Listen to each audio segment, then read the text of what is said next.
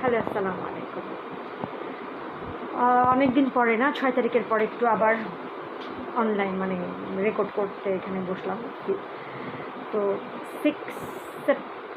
Six September আমার এবার 52 বছর পুরো হবে। তো এই উপলক্ষে বাট এইবার আমার বার্থডেটা আসলে বার্থডের দিন না, টোটাল আমার গত 3 মাস আমি বা 4 মাস আমি পুরো দৌড়ের উপরে। কীভাবে দৌড়ের উপরে? টোটাল আমি কখনো চলে যাচ্ছি বসুন্ধরাতে বাসা দেখতে, কখনো যাচ্ছি সাভারে বাসা দেখতে, কখনো গিয়েছি উত্তরা, মানে চরকির মতো সারা ঢাকা শুধু যাত্রাবাড়ির দিকটা যাইনি, বাট পুরোটা ওই পাশ মিরপুর ডিএচএস, সাভার ডিএচএস, মহাখালী আর বাড়িধারা ডিএচএস দেখি নেই because they are too expensive. Banani Gulshan দেখে নেই because of the expense, highly expensive flat and home is there, are this there, whatever. I love to speak English, but always I cannot speak 100% 100% with proper English. But after them, I love it. I love to. তো যাই হোক, আমি যখন বাসাগুলো সমস্ত জায়গাগুলো যখন দেখে আসলাম, একটা টোটাল উত্তরাতে দেখলাম, উত্তরাতে রুয়াপে দেখলাম, রূপায়ণ সিটি দেখলাম, প্লাস 2-3টা সেক্টরও দেখেছি। এরপর 14 নম্বর, 15 নম্বর, 17 নম্বর, 18 নম্বর, 18, 16 প্রত্যেকটা সেক্টর দেখেছি।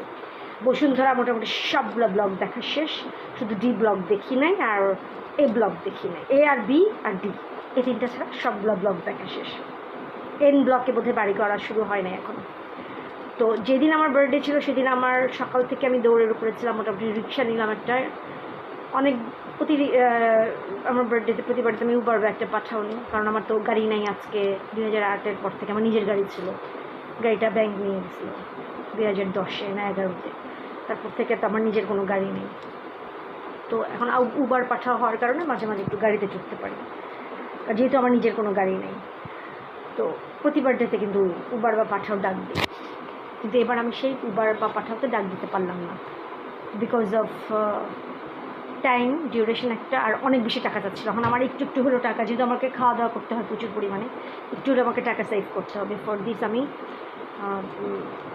উবার পাঠাও নিলাম না, একটা রিক্সা নিলাম, মোটামুটি চিপে চলে গেলাম রিক্সা নিয়ে একদম, কারণ টাইম ওয়েস্ট হবে। কারণ অলরেডি আমি স্টার্ট করতে দেরি করে ফেলছিলাম, 1টার দিকে স্টার্ট করলাম, কারণ এদিকে আমার বাসে উঠতে গেলে এখান থেকে রিক্সা দিয়ে বাস স্টেশনে যাবো, বাস থেকে আবার বাসে নেমে আবার রাস্তা ওই পারে যে একটা রিক্সা নিতে হবে, তারপর ওখান থেকে এফডিসির ওখানে, তারপর ওখান থেকে আবার রিক্সা নিয়ে যেতে হবে কারণ বাজার বলতে বসুন্ধরার গোড়াটা, ওখানে নেমে আবার রাস্তা পার হয়ে আবার রিক্সা নিতে হবে।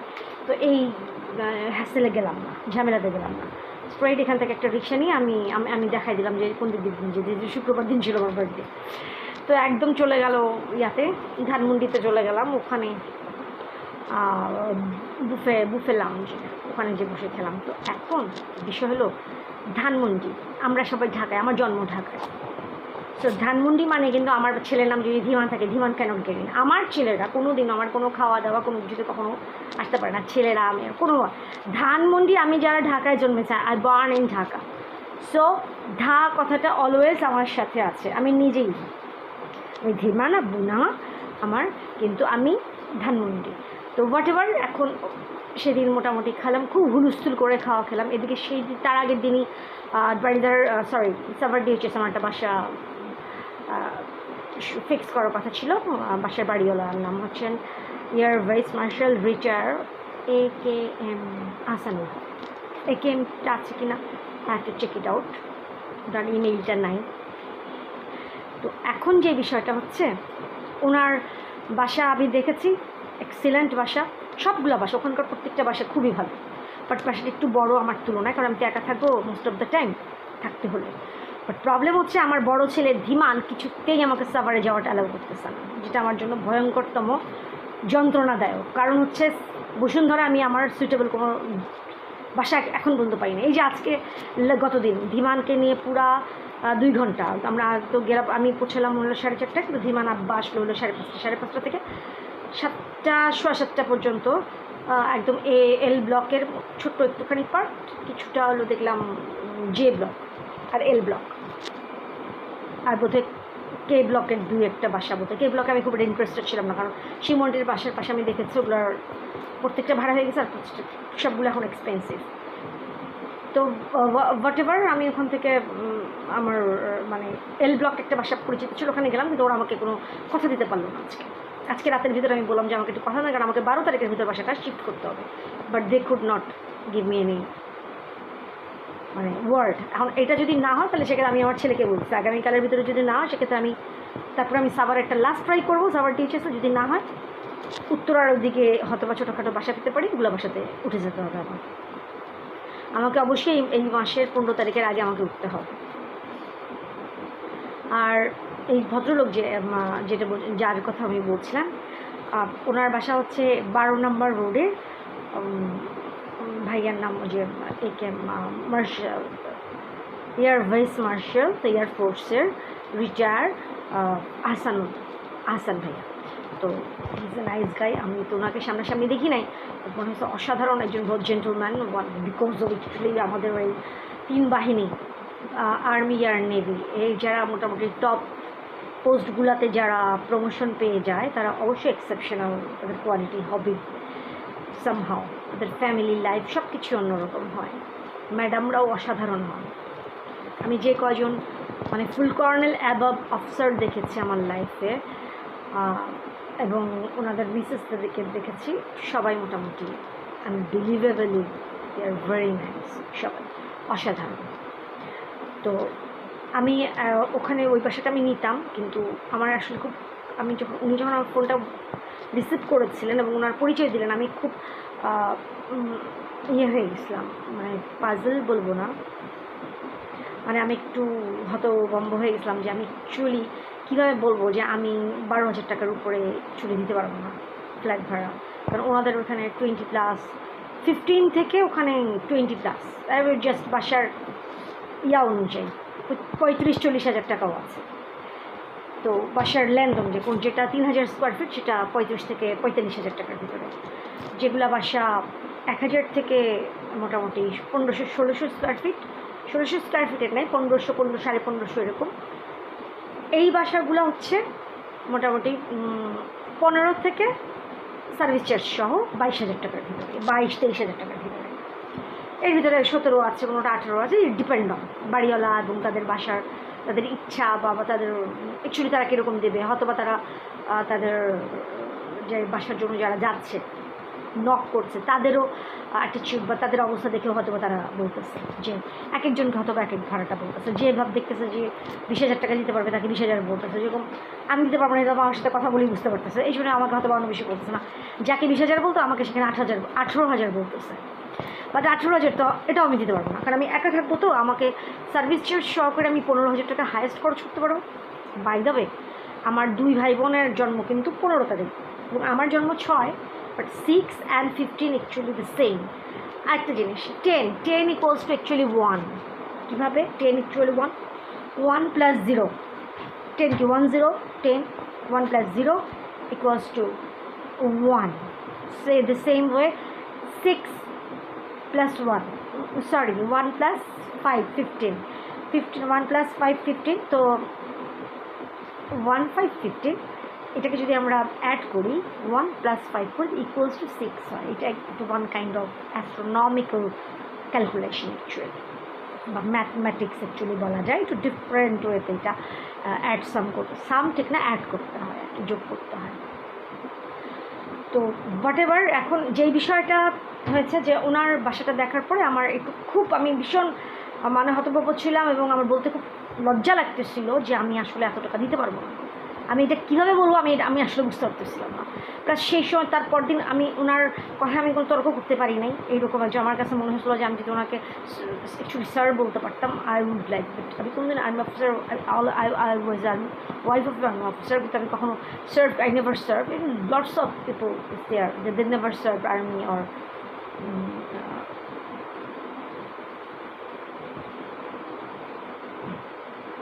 সেনাবাহিনী, Bangladesh Army or anywhere, they never serve, but they are somehow linked or included.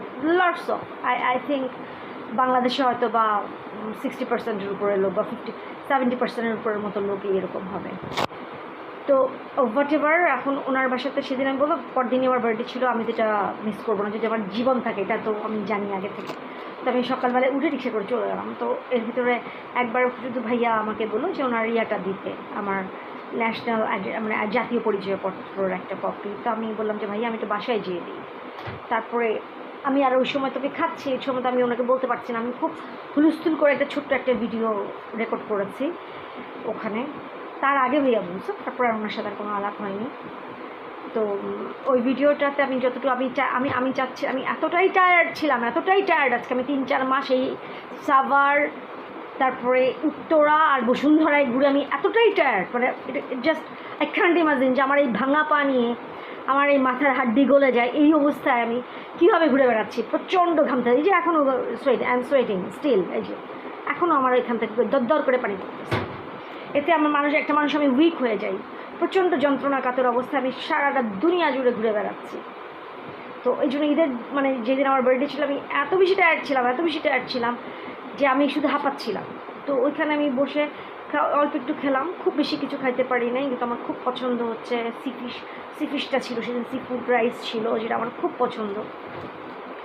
তারপরে আমি আসলে প্রথমে গেছিলাম বুফে স্টোরি, পরে ভাবলাম বুফে স্টোরি যে সবসময় খাই, তো আবার বিয়ন্ড বাফেটেও খাই, কিন্তু বিয়ন্ড বাফেটে গেলে মিস করতাম, কারণ এখানে যে টাকার ভিতরে আমি সি ফুডের আইটেমগুলো, আমি আই লাভ সি ফুড, লইটা ফিশ ফ্রাই, তারপরে হোল ফিশ, তারপরে বারবিকিউ, তারপরে ডিফারেন্ট কাইন্ড অফ মানে সি ফুডের প্রন থেকে শুরু করে সব কিছু মিলে, sea food rice, sea food স্যুপটা অবশ্য ছিল না। তো যাই হোক, যতটুকু ছিল মানে এনাফ ফর মি। আর খাসির তেহারে ছিল, বিরিয়ানি ছিল না। তো সব কিছু মিলে, আর ওখানে পাস্তাগুলো খুব টেস্টি ছিল, মাশরুম পাস্তা, যেটা তো অসাধারণ ছিল। তো এগুলো খুব অল্প করে নিলাম, কিছু খেলাম। তারপর আমি জাস্ট ওখান থেকে বেরোয় যাওয়ার আগেই অল্প একটু ভিডিও করলাম। আমি কিন্তু ঘুরে খাবারগুলোকে ভিডিও করেছি, কিন্তু পরে দেখলাম যে খাবারের ছবিগুলো উঠে নাই। দ্যাট মিনস ওখানে বোধহয় আমার ছবিটা ঘোরানোর পরেও আমি যখন অনও করেছি ওটা বোধহয় রেকর্ডে আসেনি। তো যাই হোক, আমি বাসায় চলে আসলাম। তো আমি পরদিন সকালবেলায় উঠে, যেহেতু সেদিন অনেক রাত হয়ে গেছিলো বাসায় ফিরতে, আমি পরদিন সকালবেলায় উঠে ভাইয়াকে আমার পরিচয়পত্র ওটা পাঠালাম, জাতীয় পরিচয়পত্র। বাট তখন ভাইয়া বললো যে আমি যে সিকিউরিটি ডিপোজিটটা দেবো, মানে আমি যে টাকাটা দিব অ্যাডভান্স, উনি অ্যাডভান্সে এগ্রি না, এবং ন্যাচারাল, এটাই আমি ভাবছিলাম প্রথম দিন। এই জন্য আমি খুব একটা আসলে হতচকিত। উনি এত সিনিয়র একজন মানুষ যে আমি সাহসী পাই নাই যে আমি ওনার কথার এগেনস্টে খুব একটা যাব, কিন্তু যেটা আমি পারবো না সেটা তো আমি পারবো না। তো কারণ আমার যে টাকা পয়সার যে লিমিট, সেটা তো আমার বাজেট এক্সিট করে যাচ্ছে।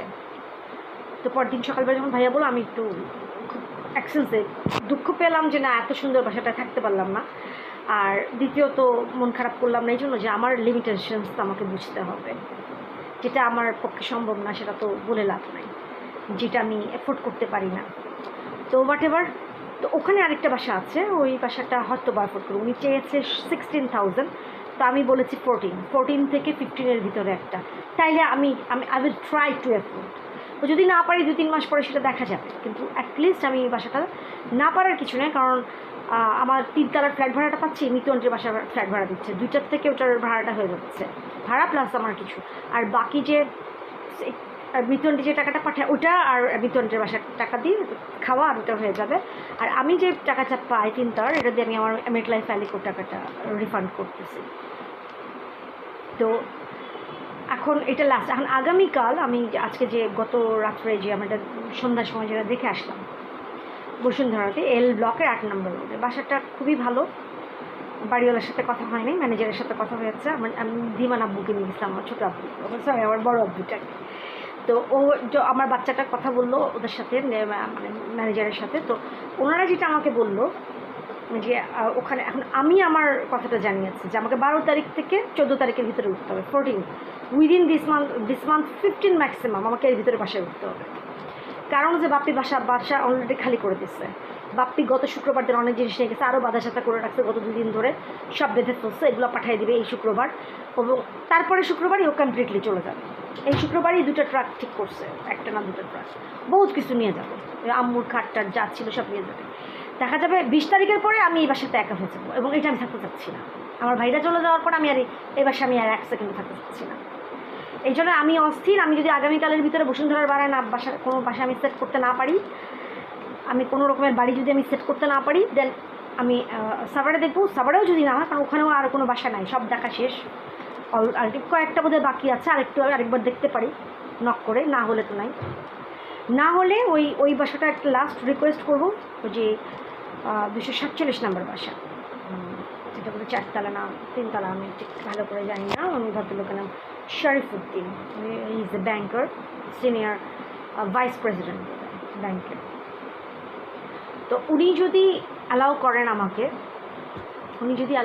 তাহলে হয়তো বা আই উইল ট্রাই যে এই বাসাটা উঠে দেওয়ার। সেক্ষেত্রে আমাকে ওনার বাসা যদি আগামীকাল আমি শেয়ার করতে পারি, যদি আগামীকাল যদি বসুন্ধরাটা হয় তাও আমি 12 তারিখ উঠবো, আর আগামীকাল যদি ওনার বাসা শেয়ার করতে পারি তাও আমি 12 তারিখ উঠবো। আর ওই কন্ডিশন একটু মিলতে হবে, সেরকম যেটা আমার এগ্রিমেন্ট পেপার হবে এটা একরকম হতে হবে। যেটা আমি একটু, আমার তেমন কোনো এক্সপেকটেশনস নাই। আমি শুধু বলেছি যে যেরকম আমি যেটা লাস্ট টাইম বলেছিলাম, আমার ভিডিওটা আমি ডিলিট করেছি, কারণ আমি বলছিলাম যুক্তি, লজিকের না মিললে, সাপোজ ওনাদের কিছু যুক্তি আছে, লজিক আছে, বাড়িওয়ালার বা কন্ডিশন আছে, সেরকম আমারও কিছু লজিক এবং কন্ডিশন আছে, কন্ডিশনের এগেনস্টে কিছু লজিক আছে। তো ওনাদের কন্ডিশন আছে, কন্ডিশনের এগেনস্টে লজিক আছে। তো ওইটার সাথে ম্যাচ করে নেই দেখে প্রথম বাসাটার আমি অ্যাডভান্স দিয়েও, যে 55 নম্বর বাসাটা আমি অ্যাডভান্স দিয়েও ফেরত নিয়ে আসছি। বাট বাড়িওয়ালা অসাধারণ মানুষ ছিল, যে ভদ্রলোক, যে বাড়িওয়ালা, যে কর্নেল তোহা, ওনার সাথে তো আমার কথা হয় নাই ভাইয়ার সাথে, তো ওনার ছোটো ভাইয়ের সাথে কথা হয়েছে। দে আর রিয়েলি নাইস, অসাধারণ।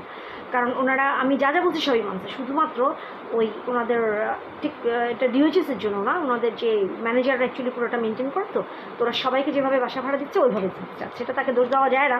কিন্তু আমি এটা পারলাম না, এই জন্য আমি ওটার থেকে আমি উইথড্র করে নিয়ে আসলাম। তো এই জিনিসটা আমি রিকোয়েস্ট করবো সবাইকে, নাহলে আমার জন্য খুব অসুবিধা হয়ে যাবে। এটা খুব ভেরি সিম্পল। আমি আমার নিজেদের যে 3 তলার বাসা ফ্ল্যাট ভাড়া দিয়েছি, তারপরে 4 তলার ফ্ল্যাট ভাড়া দিয়েছি, আমি কিন্তু খুব সাবধানে তাদের সাথে আমার এগ্রিমেন্ট হয়েছে।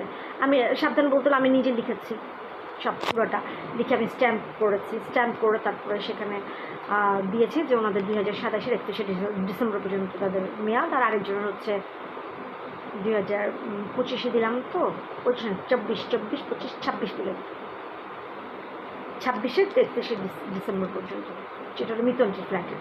আর আমাদেরটা হলো 2027-এর জানুয়ারি পর্যন্ত।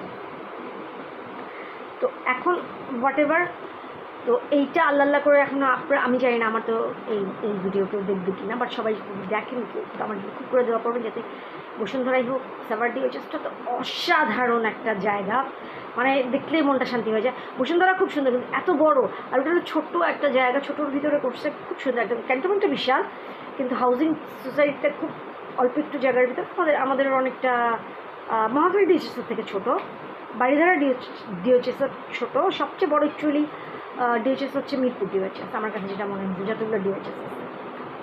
তো এইটার সবগুলো ডিওএইচএসের মতো আমার ঢাকার ভিতরে মতো 4টা DOHS total. Baridhara DOHS, sorry 5টা, Banani DOHS, Baridhara DOHS, Mohakhali DOHS, Mirpur DOHS এবং সাভার ডিওএইচএস, 5টাই ঢাকাতে পড়ছে। তার ভিতরে সাভার ডিওএইচএসটা হলো সবচেয়ে ছোটো, কিন্তু সবচেয়ে সুন্দর, চিমচাম। আর ওখানে একটা গল্ফ ক্লাব আছে পাশে, অসাধারণ। পাশে স্মৃতিসৌধ, মানে আমার অনেক স্মৃতি বিজড়িত। কারণ আমার এই 2003-এ আমার তাসিন ছোট আব্বুর বার্থডের জন্য আমাদের full family, Mitu aunty, Shimu aunty, race aunty, Helen aunty, all সবার হাজব্যান্ড সহ, আমার আম্মা, আমার ভাই জেরিনের সাথে তখন বিয়ে হয়নি বাপ্পির, জেরিন, বাপ্পির ফ্রেন্ডরা সব, তাদের গার্লফ্রেন্ডরা সহ, সবাই সহ, আমার বাবা দুটা তখন ছোট্ট ছোট্ট, আমার কাজিনরা তিশা, তানিশা, আঙ্কেল যায় না, আঙ্কেল আন্টি আসে নাই, তারপরে নার্গিসেন্টের হাজব্যান্ড, সবাই তখন জীবিত ছিল। তারপর আমার ছোটো নানা অবশ্য 2003-এ যান, 2005-এ গিয়েছে আমার ছোটো নানা, আমার মামা, কিন্তু ওইবার মামা আর ছোটো নানা যায় নাই, অন্যরা সবাই গিয়েছে। আর আমাদের সুইডেনের কিছু মামা, যেমন মঞ্জু মামার বাইক, তারপরে আরেকজন বোধহয় কেউ ছিল, মিতন্টির হাজব্যান্ড, ওর মাসিয়া ছিল। তো ওটা সবাই মিলে ঘুরে বেড়াইছিলাম ওখানে, স্মৃতিসৌধতে গেছিলাম। শিমুন্টির হাজব্যান্ড, রিসেন্টের হাজব্যান্ড, অনেকের হাজব্যান্ড নাই এখন, শিমন্টির হাজব্যান্ড নাই, রিসেন্টের হাজব্যান্ড নাই, নার্গিসেন্টের হাজব্যান্ড, মানে আমার সব খালুরা নাই, আমার পাপা নাই, আমার আম্মা নাই, অনেকেই নাই এখানে। আমার মামা তো পরেরটাতে ছিল 2005-এর। তো এই স্মৃতিসৌধটা দেখার পর আমার সেই পুরোটা আমি মেমোরাইজ করলাম। আমার এত আমার অন্তরটা মানে যন্ত্রণায় ভরে গেছে যে আমার সবাই ছিলাম ওইখানে, আমরা কি আনন্দ করতেছিলাম। এই আনন্দের দিনগুলো বোধহয় কখনোই আসবে না, কারণ এইভাবে গেট টুগেদার কাদের সাথে হবে। আনন্দের যেটা মূল ছিল, আমার মা নাই ওই সময়, আমার আম্মুর আসলে মন খারাপ শুরু হয়ে গেছে, কারণ আমার পাপা তখন ব্রেন ক্যান্সারের সাথে যুদ্ধ করতেছে, একবার অপারেশন করে আসতো ইসের থেকে। তারপরে তো আমার মা প্রচণ্ড রকমের মানে যন্ত্রণা ক্লিষ্ট অবস্থা আর কি। আমার আম্মুর আমাদের নিজের আমরা সবাই খুব মন খারাপ ছিল, কিন্তু এর ভিতরে চেষ্টা করেছিলাম যে খুব হাসি খুশি থাকতে সবাই। তো তারপরে ওইটুকুও বোধহয় আর কখনো হয়তো বা আবার কোনোদিনও ফেরত আসবে না। তো এই জন্য সাভার ডিওএইচএসটা আমার খুব অ্যাট্রাক্ট করছিল, যদিও অনেক দূর, একদম ক্লান্ত হয়ে যায়, টায়ার্ড হয়ে যায় যেতে যেতে, কারণ গাড়ি নাই তো, বাসে করে যেতে আর আসতে একদম জীবন অস্থির। আর ভালো কোনো বাস নেই, যেই বাসগুলো মারাত্মক অবস্থা, আর বাসের যে কন্ট্রাক্টর বা ড্রাইভার ওদের যে ভাষা, সব ঢাকার যে ঢাকা এসি বাসগুলো, এদের সবার মুখ মারাত্মক আকারে খারাপ হয়ে গেছে, মারাত্মক আকারে, মানে চিন্তা করার বাহিরে। তো বাট এবার এই সমস্ত কিছু করে এখন আমার বার্থডেটা শেষ হলো, কিন্তু কাজের মধ্যে কাজ হলো যে আমার বাসা এখনও ফিক্স হয় না। তো এখন সবাই একটু দোয়া করুন যাতে করে আগামী 2 দিনের ভিতরে আমার একটা বাসা ফিক্স হয়ে যায়, এবং আমি 12 থেকে 15 তারিখের ভিতরে আমার ইচ্ছা হলো আমি 12 তারিখে এখান থেকে চলে যাবো, আর বাকিটা আল্লাহ বলতে পারে, আল্লাহ জানে চলে এবার কি হাতেন। আর এদিকে হচ্ছে গত কয়েকদিন ধরে আমার এইখানে নাকের হাড় সবসময় যন্ত্রণা হয়, সেই নাকের হাড় আবার এখান থেকে কিন্তু অনেকখানি উঠে গেছে, আমার ভিতর থেকে আমার হাড় গলে উপর দিকে উঠে গেছে, এবার উপর দিকে উঠে গেছে, সেটা আবার প্রেশার দিচ্ছে। এটা যখন প্রেশার দেয় তখন আমি নাক বন্ধ হয়ে যায়, নাক দিয়ে নিঃশ্বাস নিতে পারি না যখন এটা প্রেশার দেয়। তো আমি এটা একদম অ্যালাউ করি না। এটা আমার ফেস, আমার কথা হলো আমার অ্যাটমসফিয়ার। যদি বেঁচে থাকে আমাকে অক্সিজেন লাগবে, এবং আমাকে ঠিকমতো নিঃশ্বাস নিতে হবে, ঠিকমতো আমাকে সুস্থ থাকতে হবে, আমাকে কাজ করার চেষ্টা করতে হবে। আমি অনেক ওয়েট গেইন করছি গত 2 বছর। আম্মা মারা যাওয়ার আগের থেকে ওয়েট গেইন করছি, এটা 2 বছর না, 2020 থেকে ওয়েট গেইন করছি। এই ওয়েটটা আমার ঝরে যেতে হবে। তো সেই জন্য দূরে গেলে, সাভারে গেলে দেখা যাবে যে ওখানে হাঁটা চলা, মাঝে মাঝে বাইরে যাওয়া, যদিও ওটা হবে কম, আমি খুব আমি ঘর থেকে বেরোতে চাই না, তারপরেও মানে মাঝে মাঝে একটু হেঁটে হাঁটি, আর ওখানে হাঁটার পরিবেশটা খুবই ভালো। তো মাঝে মাঝে ক্যান্টনমেন্টে ঢুকেও হাঁটা যাবে, পুরো ক্যান্টনমেন্ট একবার যদি ঘুরে আসা যায় এনাফ ওয়েট কমার জন্য। আগেও আমার এভাবে ওয়েট কমবে, যদিও ক্যান্টনমেন্টে থাকা 15 বছর ছিলাম, আমার ওয়েট খালি বাড়ছে, কমে নেই। বাট তারপরে এখন, কারণ তখন তো বাচ্চারা ছিল, মেজর হারুন ছিল, তো বাইরে যাওয়া হতো, ঘোরা হতো, এখন তো সেটা হবে না। আর ওখানে যাওয়ার পর খাওয়া দাওয়াটা কন্ট্রোলে চলে আসবে। এখানে আসলে আমার যে পুলিশ প্লাজায় যাওয়া হয়, গুলশান 1-এ যাওয়া হয়, একটু ওখানে গুলশান 1 থেকে 2 ছোটো অনেক খাওয়ার দোকান, যেগুলো দাঁড়ায় অল্প টাকার, 60-70 টাকা, কোনো 100 টাকা, ওগুলো দেখা যায় প্রায় আমি খাওয়া হয়। তো এইটার জন্য ওয়েট বেড়ে যায় হয়তো বা সবচেয়ে বড় কথা, এখানে হাঁটাচলা সেরকম করা হয় না। হাঁটাচলা হলেও সেটা খুব এত আস্তে, আর পায়ের পা ভাঙার জন্য আমি এরকম হাঁটতেও পারি না। তো আল্লাহ যাতে, পাটা এখন অনেক ভালো, কিন্তু আপনি একটু ব্যাখাতারা করলে প্রচণ্ড যন্ত্রণা হয়। তো আল্লাহ যদি ভালো করে দেয় সব কিছু, আর সবাই দোয়া করবেন যাতে আমি খুব দ্রুত বাসা পাই। আমার ভাই তো চলে যাচ্ছে সব খালি করে, আমি এখন কিছুই খালি করতে পারি নাই, নাথিং। একটু দোয়া করেন যাতে সব কিছু ঠিকমতো যায়, আর আমি একটা ভালো একজন বাড়িওয়ালার ভালো একটা বাসা পেয়ে যাই, যে কিনা এরকম জেনারেল এসে ওই আসান ভাইদের বাসাটা নিতে পারলে, বা ওনাদের বাড়িওয়ালার অনেক ভালো। আসান ভাই তো অসাধারণ, কিন্তু আল্লাহ ভাগ্যে তো, কারণ টাকায় তো হচ্ছে না, কারণ ওনার বাসা উনি দিবে হয়তো বা 20+। তো তারপরে আমার জন্য সে 16 কনসিডার করছিল, কিন্তু আমি সেটাও পারতেছিলাম না, কারণ আমি যখন অ্যাডভান্স দিব, উনি চাচ্ছিল যে 16-ই আমি অ্যাডভান্স দেবো, কিন্তু আমি দিতে পারতেছি 12, কারণ আমাকে আর কোর্টে টাকা দিতে হবে আরও। সো আমি I can't afford this, like আমার এটার জন্য এই 4000 টাকা আমি কার কাছে টাকা চাবো, কোন টাকা চাওয়ার জায়গা নেই, একদম সব হিসাব করা, গোনা টায় টাকা। তো যে কারণে আমি আর এটা বাসাটা আমার হাতছাড়া হয়ে গেল। আর উনি না করেছেন, কিন্তু তার জন্য আমি এতটুকু মন খারাপ না, ইটস ন্যাচারাল। আমি এটার জন্য ওয়েট করছিলাম যদি কখন এটা না করবে, কারণ আমি তো এটা অ্যাফোর্ড করতে পারছি না। 16,000 টাকা অ্যাফোর্ড করা যাবে, একটু যন্ত্রণা হবে, খাওয়া দাওয়া কম হবে, যথেষ্ট বাজার করতে পারবো না, কিন্তু